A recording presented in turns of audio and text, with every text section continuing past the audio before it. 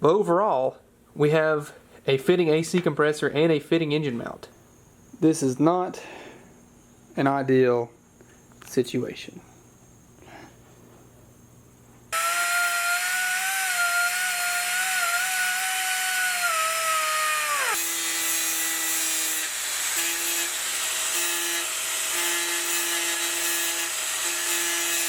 Well, the engine's back on the stand.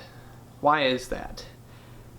It did not work. Now, if you saw the last video, you know we had some experiences, to say the least, in putting the Hemi in the Challenger for the first time.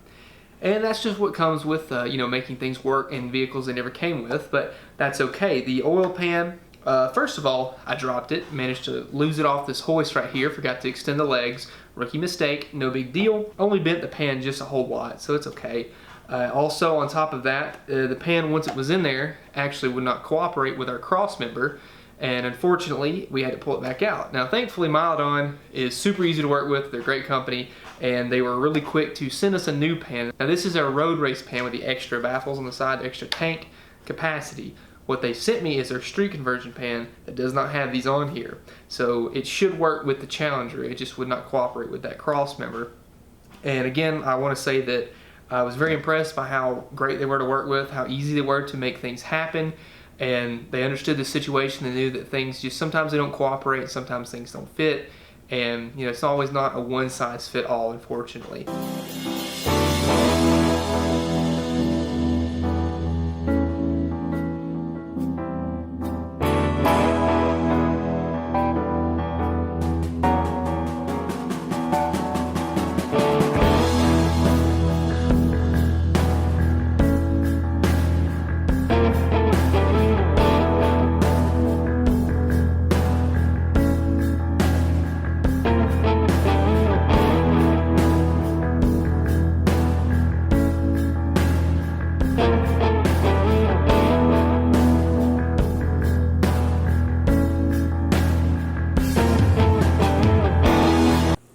Before we install the new pan, let's talk about the differences here.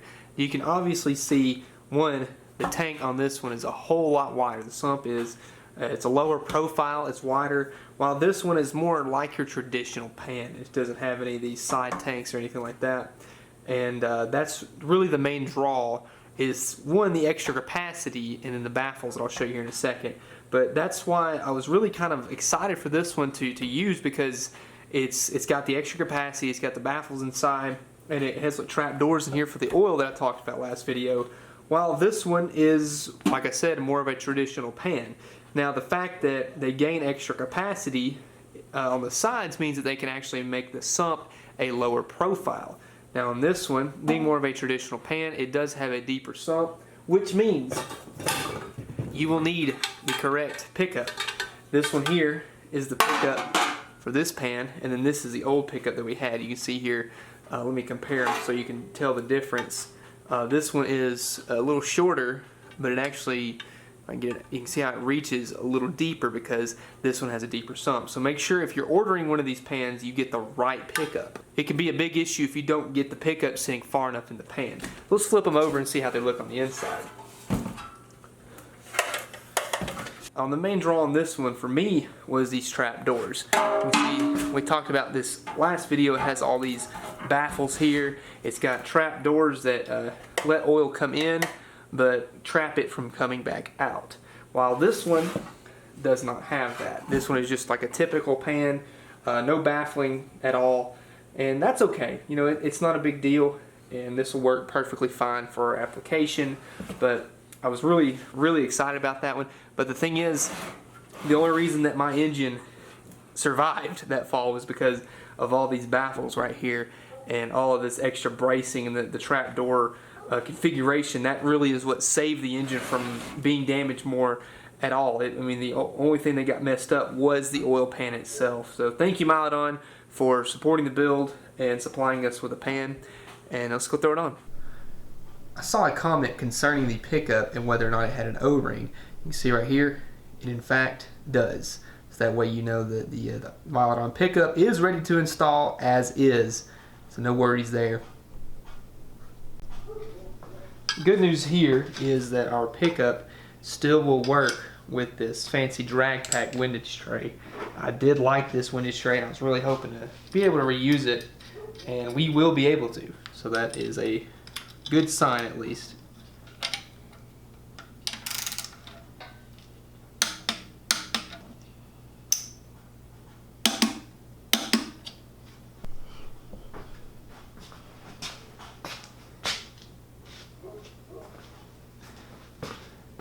Now the oil pan gasket.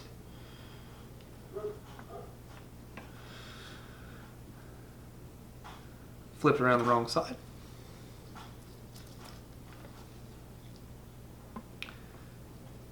That's the trick.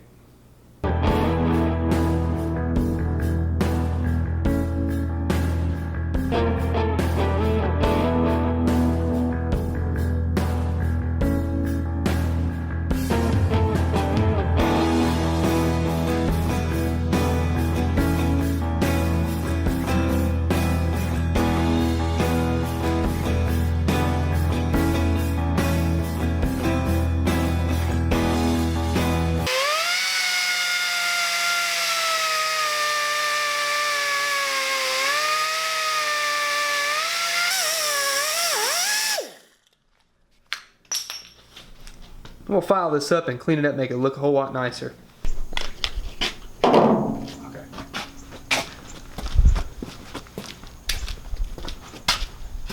Switch.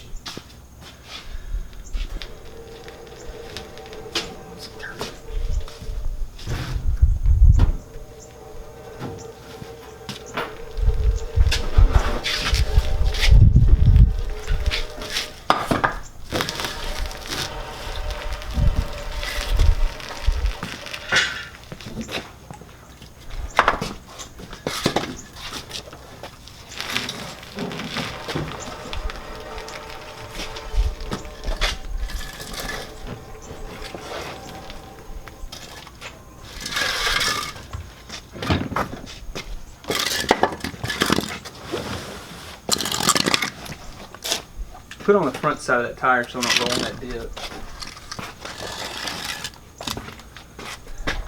We'll just ease it down and see how it looks. Might still need to come forward a touch.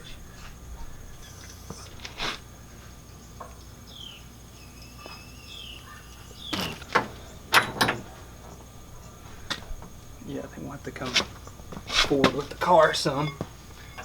Get it lower.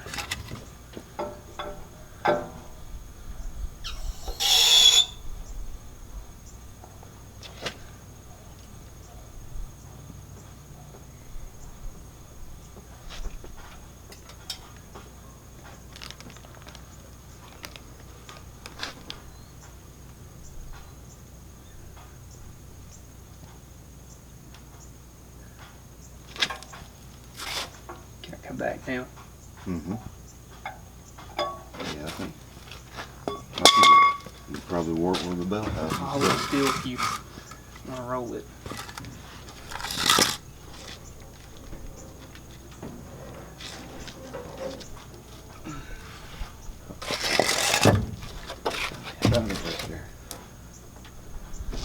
I'm hovering right above this mount over here. Yeah, I believe we could put this oil pan, put the mount on, or the bell house. You good over there? Yeah. Might have to take that filter off. I'm touching the filter over here. Now we got probably half to 3/4 to come down with this one. So just come on down a little bit.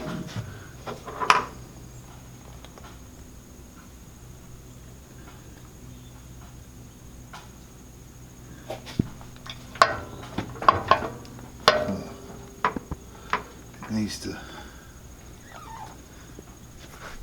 rock that way. We finally have an engine in the Challenger. The Hemi has landed. So with the new pan, it was a breeze. We really had zero issues. The only thing that we had an issue with was just making sure the mounts lined up. That was really it. And it basically installed just like a regular small block would. Really no issues whatsoever. and I was very happy to find out that my master cylinder is going to fit whenever the valve cover is on, so that's good. We took it off just to clear it, everything, make sure everything was okay, but we've got great clearance on the oil pan.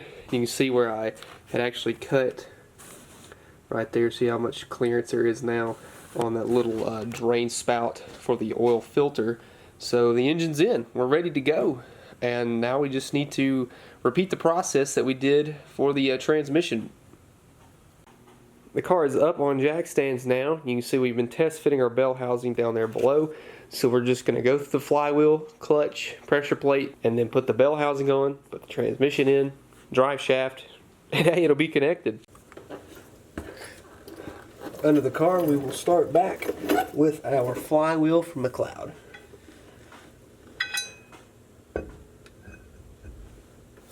I did all this in the last video, so I'm not going to go into super detail on what I'm doing. So if you want to see how I installed all this, just click in the link in the top right over here in this area, and you'll be able to see what I'm talking about.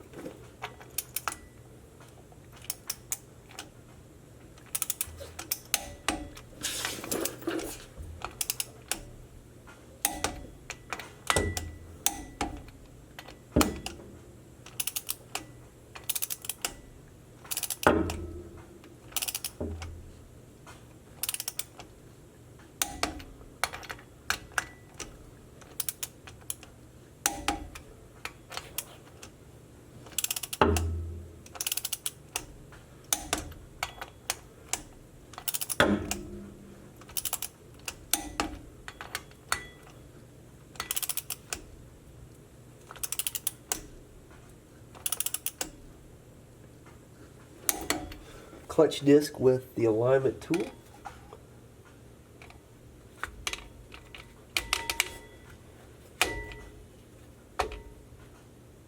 Chill. I gotta apologize for those last few shots. It was probably very dark, so it's amazing what will happen if you throw a light under the vehicle. Now that we've got the pressure plate and clutch assembly bolted in, it's time finally again for the bell housing. Up on these dowel pins here, and it should just hang out.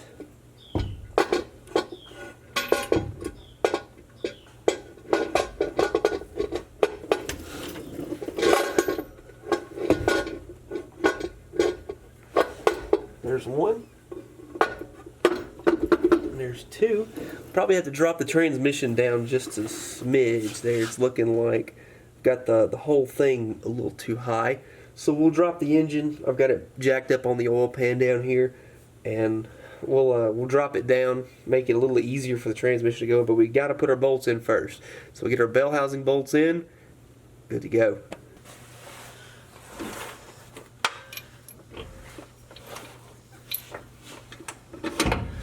Transmission is bolted to the engine now. Everything is spinning freely.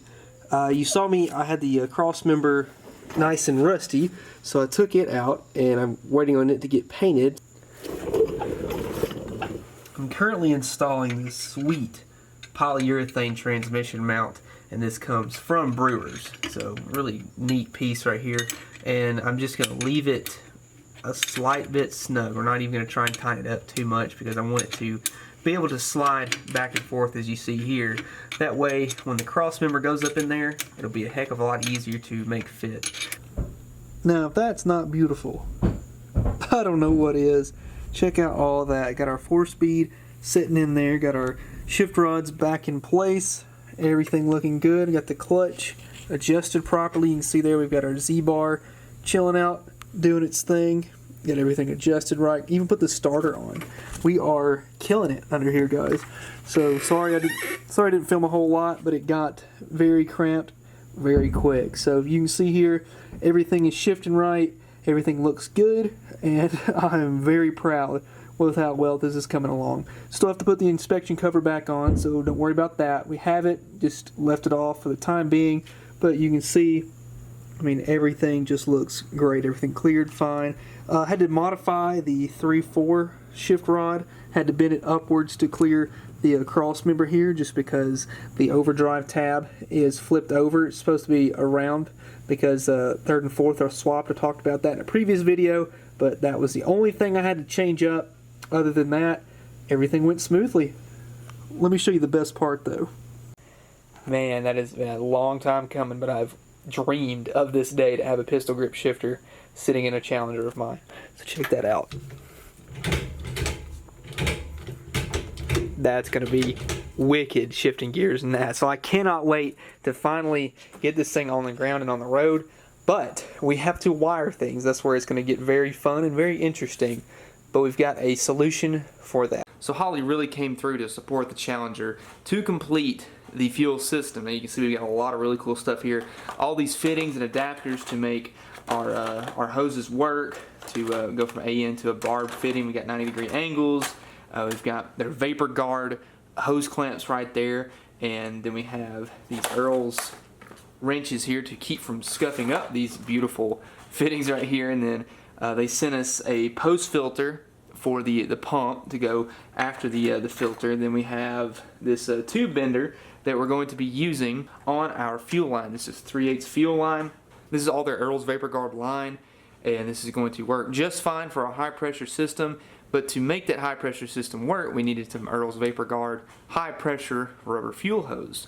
Now you're probably wondering, why are you not using a braided line? Why are you not using anything like that? Why are you going to use a rubber hose with a hose clamp? Now the reason being is that this stuff is very easy to come by rather than a braided hose. If you have stuff that's used with fittings and then braided hose everywhere, if you're road tripping on the side of the road, next thing you know, you split a line or something, you're going to have to replace the whole thing just about. So it's a whole lot easier just to run steel line and then have your soft connections used with rubber hose, and then if you ever have to blow a hose out, you just replace the hose. So it's a whole lot simpler. We'll put some kind of flare on the tubing to make sure that stuff doesn't come apart, but this is all designed to work with a high pressure system. So all this stuff is going to work perfectly fine, and it's a whole lot easier and a whole lot more cost effective to run something like this. So I really like this design. It's very simplified and it works. So we're going to do a supply side and a return side on the tank. A few videos back we completed this Tanks Inc. fuel injection system install. This includes our Phytech in-tank pump, and we have a supply side and a return side on the top of the sending unit on the top side of the tank. So what we have to do is use those fittings to connect our rubber hoses to a metal line, and we'll run it up to the front side of the tank. So if you haven't seen that video, go check out in the top right about here, and you can watch that episode real quick. So what we're going to do is adapt those fittings to make it work. Now the plan is to run these Mr. Gasket AN fitting to a barb fitting on the tank side. That way we can actually adapt it to a hose. It'll be a short length of hose, and then we'll be able to run it to the steel line. So we've got two of these. Like I mentioned, we have a pump and a return side. So we'll go ahead and add these in there, and then we'll put a hose clamp whenever we get the steel line done. So we want to just work from the tank and then go to the front of the car. This right here is the original 5/16 supply fuel line. This car actually did have a return line for the charcoal canister system for the fuel vapors. It wasn't truly a return line, but it did have a line coming back from the tank. But right here, this is the 5/16 supply line. So what we're going to do is take our roll and then just mimic exactly what we see here. It's a heck of a lot easier doing it this way instead of having to go a little bit by little bit and making things fit. So if you do a car like this, make sure you save your fuel lines and your brake lines if you want to remake those.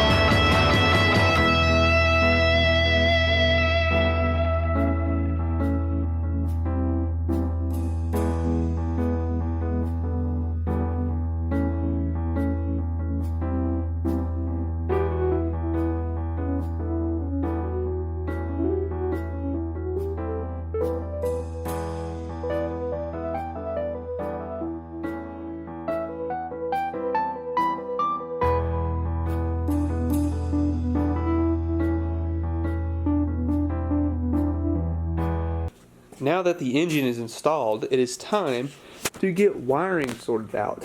Now, probably the most intimidating task, for me at least, on this entire engine swap was the harness itself. You can see here I've got some wires just kind of chilling out here.